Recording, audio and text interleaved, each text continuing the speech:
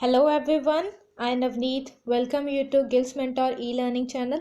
आज आप अपना की है इंडियन पॉलिटी दा फोर्थ टॉपिक करांगे जो कि इंपॉर्टेंट है all Punjab government exam like patwari PPSC पीट्रिपल-एसपी and other exams like SSC NTPC and UPSC. ਆਪਾਂ ਕੀ ਆਪਣੇ ਪ੍ਰੀਵੀਅਸ ਲੈਕਚਰਸ ਦੇ ਵਿੱਚ ਇੰਡੀਅਨ ਪੋਲਿਟੀ ਦੇ 3 ਟੌਪਿਕਸ ਕਵਰ ਕਰ ਚੁੱਕੇ ਹਾਂ ਔਰ ਆਪਾਂ ਜੋ ਰੀਸੈਂਟਲੀ ਆਪਾਂ ਜੋ ਲੈਕਚਰ ਲਿਆ ਸੀਗਾ ਜੋ ਟੌਪਿਕ ਕੀਤਾ ਸੀ ਉਹ ਸੀਗਾ ਆਪਾਂ ਦੇਖਿਆ ਸੀ ਫੀਚਰਸ ਆਫ ਕਨਸਟੀਟਿਊਸ਼ਨ ਕਿ ਇੰਡੀਆ ਦਾ ਜੋ ਕਨਸਟੀਟਿਊਸ਼ਨ ਹੈ ਉਹਦੇ ਫੀਚਰਸ ਕੀ ਹੈ। ਉਹਦੇ ਵਿੱਚ ਹੀ ਆਪਾਂ ਇੱਕ ਫੀਚਰ ਦੇਖਿਆ ਸੀ ਵੇਰੀਅਸ ਸੋਰਸਿਸ ਆਫ ਕਨਸਟੀਟਿਊਸ਼ਨ ਕਿ ਜੋ ਇੰਡੀਆ ਦਾ ਕਨਸਟੀਟਿਊਸ਼ਨ ਹੈ ਉਹ ਡਿਫਰੈਂਟ ਕੰਟਰੀਜ਼ ਦੇ ਕਨਸਟੀਟਿਊਸ਼ਨ ਤੋਂ ਲੈ ਕੇ ਇੰਡੀਆ ਦੇ ਅਕੋਰਡਿੰਗ ਮੋਡੀਫਾਈ ਕਰਕੇ ਇੰਡੀਆ ਦੇ ਕਨਸਟੀਟਿਊਸ਼ਨ ਦੇ ਵਿੱਚ ਐਡ ਕੀਤਾ ਗਿਆ ਹੈ। ਇਹ ਵਾਲੇ ਆਪਾਂ ਫੀਚਰਸ ਦੇਖੇ ਸੀ ਕੱਲ੍ਹ। ਅੱਜ ਆਪਾਂ ਉਸੇ ਸੋਰਸਿਸ ਆਫ ਕਨਸਟੀਟਿਊਸ਼ਨ ਜੋ ਇੱਕ ਫੀਚਰ ਹੈ ਇੰਡੀਆ ਦੇ ਕਨਸਟੀਟਿਊਸ਼ਨ ਦਾ ਇਹਨੂੰ ਪੂਰਾ ਡਿਟੇਲ ਵਿੱਚ ਕਰਾਂਗੇ ਕਿ ਕਿਹੜੀ ਕੰਟਰੀ ਤੋਂ ਕਿਹੜਾ ਕਨਸਟੀਟਿਊਸ਼ਨ 'ਚ ਕਿਹੜਾ ਪਾਰਟ ਕੀ ਹੈ ਐਡ ਕੀਤਾ ਗਿਆ ਹੈ। ਇਹ ਸਾਰਾ ਕੁਛ ਹੀ ਆਪਾਂ ਅੱਜ डिटेल ਵਿੱਚ डिस्कस ਕਰਾਂਗੇ। बहुत इंपॉर्टेंट टॉपिक है बिकॉज डायरैक्टली क्वेश्चंस की MCQs फॉर्म ਦੇ ਵਿੱਚ ਆ ਜਾਂਦੇ ਆ ਕਿ फंडामेंटल राइट ਕਿਹੜੀ ਕੰਟਰੀ ਦੇ ਕਨਸਟੀਟਿਊਸ਼ਨ ਤੋਂ ਲਿਆ ਗਿਆ ਹੈ ਜਾਂ ਫਿਰ फंडामेंटल ਡਿਊਟੀਜ਼ ਕਿਹੜੀ ਕੰਟਰੀ ਦੇ ਕਨਸਟੀਟਿਊਸ਼ਨ ਤੋਂ ਲਈਆਂ ਗਈਆਂ ਨੇ। ਆਫਿਸ ਆਫ ਗਵਰਨਰ ਕਿਹੜੀ ਕੰਟਰੀ ਦੇ ਕਨਸਟੀਟਿਊਸ਼ਨ ਤੋਂ ਲਿਆ ਗਿਆ ਹੈ। ਸਾਰੇ ਕੁਝ डायरैक्टली MCQs क्वेश्चंस है कि सारे ही गवर्नमेंट एग्जाम के अंदर फॉर्मड हो जाते हैं। तो टॉपिक बहुत इंपॉर्टेंट है। तो आप स्टार्ट करते हैं अपना आज का topic. But before we begin, please subscribe this channel and press the bell icon and don't forget to share with your friends। तो अपना आज का टॉपिक ही है सोर्सेज ऑफ कॉन्स्टिट्यूशन। तो स्टार्ट करते हैं आप। सब तो पहला आप देखेंगे ब्रिटेन कि अपने इंडिया के कॉन्स्टिट्यूशन के विच ब्रिटिश कॉन्स्टिट्यूशन तो किहड़ा पार्ट ऐड किया गया है। ये सारे पॉइंट्स तो एग्जैक्टली सेम टू सेम याद करने पैने हैं। डायरैक्टली MCQs क्वेश्चन फॉर्म हो जाते। तो अपना फर्स्ट किहड़ी कंट्री है ब्रिटेन का कॉन्स्टिट्यूशन है ब्रिटिश कॉन्स्टिट्यूशन। तो ये विचों फर्स्ट अपना लिया गया है पार्लीमेंटरी गवर्नमेंट। इंडिया के विच की है पार्लीमेंटरी फॉर्म ऑफ गवर्नमेंट है ਜਿਹਦੇ ਵਿੱਚ ਕਿ PM ਕੀ ਹੈਡ ਹੁੰਦਾ ਗਵਰਨਮੈਂਟ ਦਾ। तो ये वाला जो सिस्टम है पार्लियामेंट्री गवर्नमेंट का सिस्टम है कि है ब्रिटेन के कॉन्स्टिट्यूशन तो ही लिया गया है। सैकेंड है rule of law. Rule of law का मतलब होंगे कि ऑल पीपल एंड इंस्टीट्यूशन है जो वो सारे के सारे ही subject to and accountable to law. मतलब जिन्ने भी सिटीजन है कोई भी इंस्टीट्यूट है इंडिया के वो सारे ही लॉ नू अकाउंटेबल होंगे। तो रूल ऑफ लॉ भी ब्रिटेन के कॉन्स्टिट्यूशन तो ही लिया गया है। थर्ड है लैजिसलेटिव प्रोसीजर। लैजिसलेटिव प्रोसीजर जिदा बिल पास करने की जो स्टेजिस होंदियां ने किन्नियां स्टेजिस ने बिल पास करन दियां वो सारा कुछ की है ब्रिटेन के कॉन्स्टिट्यूशन तो ही लिया गया है। फोर्थ है सिंगल सिटीजनशिप। एक कल दे आपां फीचर विच देखिया सी कि इंडिया के कॉन्स्टिट्यूशन दे विच की है सिंगल सिटीजनशिप है। तो ये वाला पार्ट भी की है ब्रिटेन के कॉन्स्टिट्यूशन तो ही लिया गया है। फिफ्थ है कैबिनेट सिस्टम। जो कैबिनेट कमेटीज़ का सिस्टम है इंडिया के कॉन्स्टिट्यूशन के वो भी की है ब्रिटिश कॉन्स्टिट्यूशन तो लिया गया है। सिक्स्थ है रिट्स इशू करने का जो सिस्टम है अपने इंडिया के की है supreme court and high court की है रिट्स इशू कर सकते हैं। 5 तरह के रिट्स होंगे हैं टोटल। 5 रिट्स की है फंडामेंटल राइट्स की इन्फोर्समेंट के लिए इशू किए जाते हैं। तो ये रिट्स इशू करने का जो सिस्टम है ये भी की है ब्रिटेन के कॉन्स्टिट्यूशन तो ही लिया गया है। 7th फीचर है पार्लीमेंटरी प्रिविलेज कि जो MPs होंगे मैंबर ऑफ पार्लीमेंट होंगे उन्होंने की है स्पैशल कुछ राइट्स मिलते हैं उन्होंने कुछ प्रिविलेज दित्तियां जांदियां ने स्पैशल जो मैंबरस ऑफ पार्लीमेंट होंगे MPs होंगे। तो ये भी की है ब्रिटिश कॉन्स्टिट्यूशन तो ही लिया गया है। 8th पोर्शन लिया गया है बायकैमरलिज्म। जो बायकैमरलिज्म का सिस्टम है जो कि लैजिसलेटिव असैंबली लैजिसलेटिव काउंसिल जो विधान परिषद एंड विधानसभा का जो सिस्टम बायकैमरलिज्म जो सिस्टम अडॉप्ट किया गया है ये भी की है ब्रिटिश के कॉन्स्टिट्यूशन तो ही लिया गया है। तो ये टोटल 8 पार्ट्स की है ब्रिटेन के कॉन्स्टिट्यूशन तो लेके एज इट इज़ याद कर लो कि किहड़ी कंट्री तो किहड़े जो पोर्शन है इंडिया के कॉन्स्टिट्यूशन के ऐड किया गया। तो ये 8 पॉइंट्स की है ब्रिटेन के कॉन्स्टिट्यूशन तो ले गए हैं। तो नैक्सट आप देखते हैं कंट्री आयरलैंड। आयरलैंड का कॉन्स्टिट्यूशन की है आयरिश कॉन्स्टिट्यूशन। आयरिश कॉन्स्टिट्यूशन तो हुण इंडिया के किहड़ा जो पार्ट्स है वो ऐड किए गए हैं। फर्स्ट है directive principle of state policy DPSPs जिन्होंने आप कहने हैं। तो DPSPs भी जो कि है आयरलैंड के कॉन्स्टिट्यूशन तो ही ले गए हैं। इन्होंने आप अपने फर्दर आने वाले लैक्चर्स के की है सारा कुछ डिटेल में करांगे कि DPSPs की होंगे हैं। इन्होंने ऊपर भी एक लैक्चर कंप्लीट बनेगा। तो अज सिर्फ इन्ना याद रखो कि किहड़ी कंट्री तो किहड़ा पोर्शन लिया गया है। तो DPSP की है आयरलैंड के कॉन्स्टिट्यूशन तो लिया गया है। सैकेंड है method of election of president. तो जो प्रेजिडेंट का इलैक्शन होंगे इंडिया के जिहदे की है सिर्फ MP स्टेट्स के MLA और 2 UTs दिल्ली और पुडुचेरी के जो MLAs है ये 3 जन तीन मतलब MPs स्टेट दे MLAs और दिल्ली एंड पुडुचेरी यूटीज़ जो जो MLA सिर्फ ये 3 लोग ही पार्टिसिपेट करते हैं प्रेजिडेंट ਦੇ ਇਲੈਕਸ਼ਨ ਦੇ ਵਿੱਚ। तो ये मैथड भी की है आयरलैंड के कॉन्स्टिट्यूशन तो लिया गया है। थर्ड है मैंबर्स नॉमिनेटेड टू द राज्य सभा बाय द प्रेजिडेंट। तो अपन ਨੂੰ ਪਤਾ ਹੈ ਕਿ ਪ੍ਰੈਜ਼ੀਡੈਂਟ ਕੀ ਹੈ 12 ਮੈਂਬਰਸ ਨੂੰ ਨੋਮੀਨੇਟ ਕਰਦਾ ਹੈ ਰਾਜ ਸਭਾ ਦੇ ਵਿੱਚ। ਇਹ 12 ਮੈਂਬਰਸ ਕੀ ਹੈ literature, science, social science and art, ਇਹ 4 ਫੀਲਡਸ ਦੇ ਵਿੱਚੋਂ ਕੀ ਹੈ ਰਾਜ ਸਭਾ ਦੇ 12 ਮੈਂਬਰਸ ਨੋਮੀਨੇਟ ਕੀਤੇ ਜਾਂਦੇ ਨੇ ਜਿਨ੍ਹਾਂ ਦਾ ਟੈਨਿਓਰ ਹੁੰਦਾ ਟੋਟਲ 6 ਸਾਲ ਦਾ। 6 ਸਾਲ ਦੇ ਲਈ ਇਹ 12 ਮੈਂਬਰਸ ਨੋਮੀਨੇਟ ਕੀਤੇ ਜਾਂਦੇ ਨੇ 4 ਫੀਲਡਸ ਤੋਂ। 4 ਫੀਲਡ ਨੇ art, literature, science and social science, ये चारों फील्ड्स भी याद रख लेना, डायरैक्टली क्वेश्चन आ जाता है। तो जो 4 फील्ड्स तो 12 मैंबर्स इंडिया के जो राज्य सभा के नॉमिनेट किए जाते हैं। तो ये वाला सिस्टम की है आयरलैंड के कॉन्स्टिट्यूशन तो लिया गया है। तो आप आयरिश कॉन्स्टिट्यूशन तो की है 3 पॉइंट्स ले है, एक तो DPSP, एक इलैक्शन ऑफ प्रेजिडेंट और एक की है जो नॉमिनेटेड मैंबर्स होंगे राज्य सभा के अंदर। नेक्स्ट है अपना यूनाइटेड स्टेट्स ऑफ अमेरिका। तो अमेरिका के US के कॉन्स्टिट्यूशन तो केड़ा पार्ट लिया गया है। तो फर्स्ट है इंपीचमेंट ऑफ द प्रेजिडेंट, कि प्रेजिडेंट को किद्दां रिमूव किया जा सकता है, ये वाला process. Functions of the president and vice president, president और वाइस प्रेजिडेंट के फंक्शनस की रहेंगे, ये वाला पोर्शन। एंड थर्ड है removal of supreme court and high court जजेस, कि सुप्रीम कोर्ट और हाई कोर्ट के जजेस को रिमूव किया जा सकता है।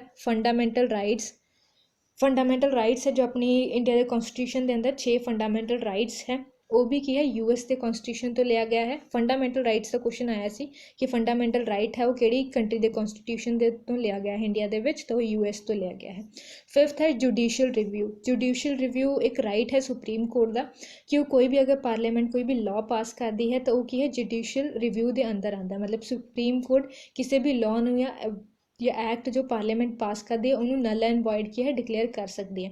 तो जुडिशियल रिव्यू का भी पोर्शन की है US के कॉन्स्टिट्यूशन तो लिया गया है। सिक्स्थ है इंडिपेंडेंस ऑफ जुडिशरी, अपनी की है सुप्रीम कोर्ट हाई कोर्ट है जो कि है इंडिपेंडेंट है। मीन जो जजेस और लॉयर्स होंगे हैं उन्होंने टैन्योर भी फिक्स है, उन्हें सैलरी भी फिक्स है और उन्होंने सर्विस कंडीशंस भी फिक्स है। तो एक है इंडिपेंडेंट बॉडी है जुडिशरी, जो सुप्रीम कोर्ट हाई कोर्ट ने वो की है इंडिपेंडेंट बॉडीज है। तो इंडिपेंडेंट का जो पोर्शन है इंडिपेंडेंस ऑफ जुडिशरी है जो वो भी US के कॉन्स्टिट्यूशन तो ली गई है। सेवंथ है प्रीएम्बल ऑफ द कॉन्स्टिट्यूशन, कि जो प्रीएम्बल का आइडिया है, प्रीएम्बल की है इंडिया के कॉन्स्टिट्यूशन का एक आइडेंटिटी कार्ड है। Preamble is the identity card of Indian constitution. तो ये वाला भी की है US के कॉन्स्टिट्यूशन तो लिया गया है। तो US के कॉन्स्टिट्यूशन तो टोटल की है 7 पॉइंट्स ले गए हैं। ये सारे एज इट इज़ याद कर लो, कोई शॉर्टकट नहीं है, डायरेक्टली MCQs क्वेश्चन आ जाता है। नैक्सट कंट्री है कैनेडियन कॉन्स्टिट्यूशन तो केड़ा पार्ट लिया गया है। तो फर्स्ट है centrifugal form of federalism way the centre is stronger than the states. तो अपनी इंडिया की है फेडरल स्टेट भी है प्लस यूनियन स्टेट भी है, मतलब फेडरल सिस्टम विद यूनिटरी बायस है इंडिया। आप कल के फीचर में ये डिटेल में डिस्कस किया प्रीवियस लैक्चर्स के, तो जिन्होंने लैक्चर नहीं देखा वो देख लें, सारा कुछ सीक्वेंस वाइज ही चल रहा है, तो एक भी लैक्चर मिस नहीं करना है, अपनी स्टडी को की है कंटीन्यूअस रखना है। तो जो ये फैडरल स्टेट का जो सिस्टम है ये की है कैनेडा तो लिया गया है, जिहदे विच की सेंटर स्ट्रोंगर होंदा स्टेट तो as compare to states centre ज़्यादा स्ट्रोंग होंदा है। तो सेंटर के स्ट्रोंग होने का पार्ट भी की है कैनेडियन कॉन्स्टिट्यूशन तो लिया गया है। सेकेंड है residual power vest with the centre. तो अपने की है पावर्स डिवाइडेड है सेंटर और स्टेट दे विच, स्टेट लिस्ट आती है, सेंटर लिस्ट आती है, जन जो कॉनकरेंट लिस्ट का जो पोर्शन होंदा है, तो अपनी की है 3 पावर्स दे विच की है डिवाइडेड है सेंटर और स्टेट दे विच। तो बाकी जो बची हुई पावर्स है, मतलब कुछ पावर स्टेट को मिलियां ने, कुछ पावर सेंटर को मिलियां ने और कुछ पावर्स जो बच जाती ने वो सारियां दी सारियां भी की है सेंटर कोल है, मतलब सेंटर ज़्यादा स्ट्रोंग है एज़ कंपेयर टू स्टेट। तो ये पोर्शन भी कैनेडियन कॉन्स्टिट्यूशन तो लिया गया है। थर्ड है centre appoints the governor at the state. तो अपनी की है जो स्टेट दे विच 2 होंगे, एक CM होंगे, एक गवर्नर होंगे। तो गवर्नर को अपॉइंट करने का जो गवर्नर को अपॉइंट करता जो प्रोसीजर है वो भी कैनेडियन कॉन्स्टिट्यूशन तो लिया गया है। फोर्थ है advisory jurisdiction of supreme court. जो एडवाइजरी रोल है सुप्रीम कोर्ट का, कि सुप्रीम कोर्ट तो जिन्हें भी हाई कोर्ट है या कोई डिस्ट्रिक्ट कोर्ट है या फिर लोअर कोर्ट है वो की है कोई भी सलाह ले सकती है, मतलब कि एडवाइस ले सकती है सुप्रीम कोर्ट तो ये वाला जो पोर्शन है ये भी की है एडवाइजरी पार्ट है जो सुप्रीम कोर्ट का, ये भी कैनेडियन कॉन्स्टिट्यूशन तो लिया गया है। मैं रिपीट कर देनी है कि इंडिया के विच जो भी लोअर कोर्ट्स ने या फिर जो हायर कोर्ट है अगर उन्हें ज़रूरत पे तो वो की है सुप्रीम कोर्ट तो ਐਡਵਾਈਸ ਲੈ ਸਕਦਾ ਹੈ, ਅਤੇ ਐਡਵਾਈਜ਼ਰੀ ਵਾਲਾ ਪਾਰਟ ਵੀ ਕੈਨੇਡੀਅਨ ਕੌਂਸਟੀਟਿਊਸ਼ਨ ਤੋਂ ਹੀ ਇੰਡੀਆ ਦੇ ਵਿੱਚ ਲਿਆ ਗਿਆ ਹੈ। ਨੈਕਸਟ ਕੰਟਰੀ ਹੈ ਆਸਟ੍ਰੇਲੀਆ। ਆਸਟ੍ਰੇਲੀਅਨ ਕੌਂਸਟੀਟਿਊਸ਼ਨ ਤੋਂ ਕਿਹੜਾ ਪਾਰਟ ਲਿਆ ਗਿਆ? ਫਸਟ ਤਾਂ ਹੈ ਕਨਸੈਪਟ ਆਫ ਕੌਨਕਰੈਂਟ ਲਿਸਟ, ਜਿਹੜੀ ਆਪਣੀ ਸਟੇਟ ਲਿਸਟ ਹੈ, ਸੈਂਟਰ ਲਿਸਟ ਐਂਡ ਕੌਨਕਰੈਂਟ ਲਿਸਟ ਹੈ, ਅਤੇ ਕੌਨਕਰੈਂਟ ਲਿਸਟ ਦਾ ਪੋਰਸ਼ਨ ਆਸਟ੍ਰੇਲੀਆ ਤੋਂ ਲਿਆ ਗਿਆ ਹੈ। ਕੌਨਕਰੈਂਟ ਲਿਸਟ ਦਾ ਕੁਐਸਚਨ ਆਇਆ ਸੀ ਪੇਪਰ ਦੇ ਵਿੱਚ ਕਿ ਕੌਨਕਰੈਂਟ ਲਿਸਟ ਹੈ ਜੋ ਕਨਸੈਪਟ ਹੈ ਜੋ ਕਿਹੜੀ ਕੰਟਰੀ ਤੋਂ ਲਿਆ ਗਿਆ ਹੈ, ਤਾਂ ਉਹ ਆਸਟ੍ਰੇਲੀਆ ਤੋਂ ਲਿਆ ਗਿਆ ਹੈ, ਆਸਟ੍ਰੇਲੀਅਨ ਕੌਂਸਟੀਟਿਊਸ਼ਨ ਤੋਂ ਲਿਆ ਗਿਆ ਹੈ। ਸੈਕਿੰਡ ਹੈ joint sitting of the to houses.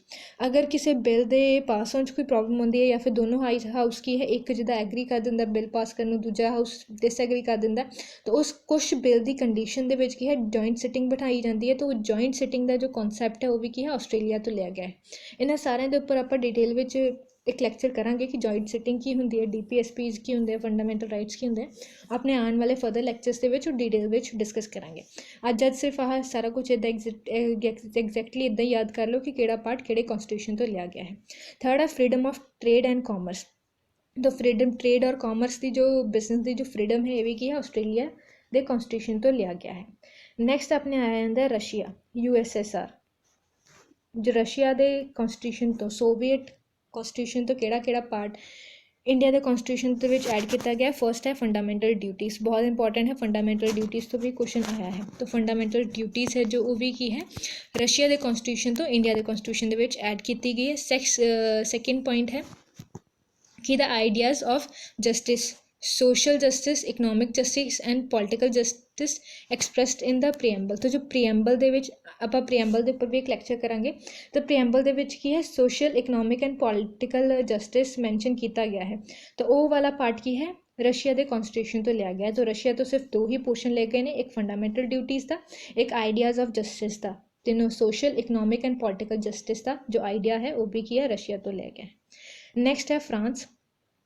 France ਦਾ ਜੋ ਕੌਂਸਟੀਟਿਊਸ਼ਨ ਹੈ ਫਰੈਂਚ ਕੌਂਸਟੀਟਿਊਸ਼ਨ, ਉਹਦੇ ਵਿੱਚੋਂ ਆਪਾਂ ਕੀ ਲਿਆ ਹੈ? ਫਸਟ ਲਿਆ ਗਿਆ ਆਪਾਂ ਰਿਪਬਲਿਕ ਦਾ ਕੌਨਸੈਪਟ ਕਿ ਰਿਪਬਲਿਕ ਇੰਡੀਆ ਦੇ ਵਿੱਚ ਕੀ ਹੈ ਇਲੈਕਟਿਡ ਗਵਰਨਮੈਂਟ ਹੁੰਦੀ ਹੈ। ਰਿਪਬਲਿਕ ਦਾ ਮਤਲਬ ਹੈ ਇਲੈਕਟਿਡ ਗਵਰਨਮੈਂਟ, ਜੋ ਇੰਡੀਅਨ ਦੇ ਸਿਟੀਜ਼ਨ ਹੈ ਉਹਨਾਂ ਦੁਆਰਾ ਹੀ ਇਲੈਕਟ ਕੀਤੀ ਗਈ ਜਾਂਦੀ ਹੈ ਗਵਰਨਮੈਂਟ। ਇਹ ਵਾਲਾ ਪੋਰਸ਼ਨ ਨੂੰ ਕੀ ਕਹਿੰਦੇ ਰਿਪਬਲਿਕ। ਅਤੇ ਰਿਪਬਲਿਕ ਦਾ ਕੌਨਸੈਪਟ ਕੀ ਹੈ ਫਰੈਂਚ ਕੌਂਸਟੀਟਿਊਸ਼ਨ ਤੋਂ ਲਿਆ ਹੈ। ਸੈਕਿੰਡ ਹੈ ideas of liberty, equality and fraternity. तो ये वाले तीन words liberty, equality and fraternity जो कि प्रीएम्बल दे विच मैंशन है, ये तीनों वर्ड्स भी की है फ्रेंच कॉन्स्टिट्यूशन तो ही ले गए हैं। लिबर्टी का मतलब होंदा है कि फ्रीडम ऑफ मूवमेंट, कोई भी सिटीजन इंडिया का कितने भी मूव कर सकता है, सैटल हो सकता है। इक्वैलिटी का मतलब है बराबरी, और फ्रैटर्निटी का मतलब होंदा ब्रदरहुड, मतलब फ्रेंडशिप, भाईचारा जिन्होंने आप कहने। तो ये होंगे लिबर्टी, इक्वलिटी एंड फ्रैटर्निटी। तो ये तीनों आइडियाज़ भी की है फ्रेंच कॉन्स्टिट्यूशन तो ले गए हैं। तो फ्रेंच के कॉन्स्टिट्यूशन तो भी की है दो पार्ट ले गए हैं, एक रिपब्लिक का, एक idea of liberty, equality and fraternity. Next है जर्मनी कॉन्स्टिट्यूशन। जर्मनी का जो कॉन्स्टिट्यूशन उन्होंने कहते हैं वाइमार कॉन्स्टिट्यूशन। नोट डाउन कर लो कि जर्मनी के कॉन्स्टिट्यूशन में वाइमार कॉन्स्टिट्यूशन कहते हैं। तो जर्मनी के विच सिर्फ एक ही पार्ट लिया गया है fundamental rights are suspended during emergency. तो इमरजेंसी के ड्यूरिंग जो फंडामेंटल राइट्स में सस्पेंड कर दिता जाता है, कुछ टाइम लिए रोक दिता जाता है। तो ये वाला पार्ट की है जर्मनी के कॉन्स्टिट्यूशन तो लिया गया है। सारे ही फंडामेंटल राइट्स नहीं सस्पेंड किए जाते, जो आर्टिकल 20 ਦੇ ਵਿੱਚ और 21 ਦੇ ਵਿੱਚ फंडामेंटल राइट है वो एज इट इज़ रहते हैं, वो सस्पेंड नहीं होंगे। और जो आर्टिकल 19 ਦੇ ਵਿੱਚ फंडामेंटल राइट है 19 ਦੇ ਵਿੱਚ वो भी अगर तो एक्सटर्नल रिबेलियन हुई है तो ही सस्पेंडेड होते हैं। इंटरनल डिस्टर्बेंस के ड्यूरिंग जो इमरजेंसी लाई जाती है वो आर्टिकल 19 के फंडामेंटल राइट्स सस्पेंडेड नहीं होंगे। तो फंडामेंटल राइट्स सस्पेंड करने का ड्यूरिंग इमरजेंसी का जो प्रोसीजर है ये भी जर्मनी तो लिया गया है। नैक्सट है साउथ अफ्रीका।